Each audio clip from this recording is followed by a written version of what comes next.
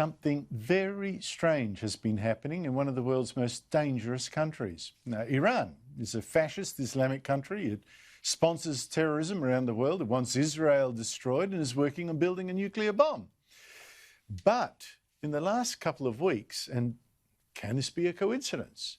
First, a fire at its Natanz nuclear facility site breaks out, causes significant damage, the regime admits. Then last week, explosions outside the capital, explosions near a missile depot of its Revolutionary Guard Corps. And a couple of days later, last Sunday, one of its petrochemical plants catches fire. And then yesterday, another fire. 7 ships burned in the port of Bushehr. Now, some may well be accidents, I don't know. But fingers are being pointed at Israel.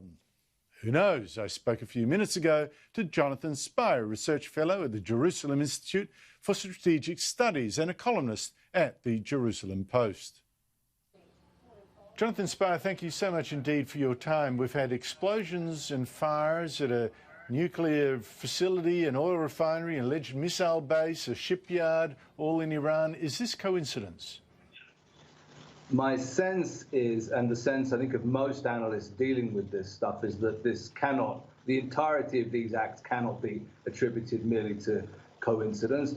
You know, it's worth remembering that Iran is a country under sanctions and does have a very old and rickety infrastructure in all kinds of vital areas. So, you know, I wouldn't say that everything that's happened since June 26th is necessarily a result of sabotage or an act by an enemy, a state opposed to the Iranian regime, but certainly a number of these events. Specifically, I think the explosion in Natanz on July 2nd is seen by pretty much everybody who's seriously looking at this stuff to most probably have been the result of an attack by, somebody who is opposed to the Iranian nuclear program. And if it is Israel, how on earth would they have done that? Well, the theories that we are hearing basically break down into 2 areas, 2 possibilities.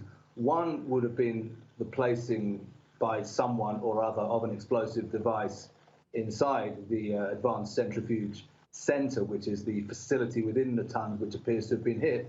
And the other theory is that this would have been carried out as a result of a cyber attack of one kind or another. That's to say, you know, a cyber attack which would have caused the machinery there to work against itself, so to speak. And of course, there is good precedent for both those possibilities. That's to say, certainly there's been sabotage by explosives, certainly there's been break-ins by Israeli-associated elements into Iranian facilities in the past. And there is also, of course, the example of Operation Olympic Games from just over a decade ago, the US-led cyber campaign against the Iranian nuclear program, which we are told did result in very, very serious damage to a number of facilities, including Natanz. So either a cyber attack or placement of an explosive device, and there is precedent for both those possibilities.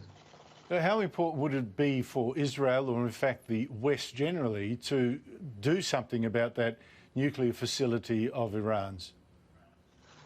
It's possible. That's to say, from everything we're hearing, the attack on July 2nd has succeeded in setting back the program, the process of uranium enrichment by Iran by certainly some months. And indeed, as you said, the Operation Olympic Games of a decade ago is thought to have set it back by a year or 2. So what's happening here, I think, is that since the United States left the JCPOA, the nuclear agreement, in May 2018, the Iranians have upped very notably the rate of their enrichment of uranium, upped also their missile development programs. So it means that anybody who now wants to stop Iran from advancing towards a nuclear capability, from lessening the breakout time that it needs, fairly obviously is going to have to start taking direct action to prevent that. It's been done in the past, and it looks very much like a campaign of that kind is currently underway.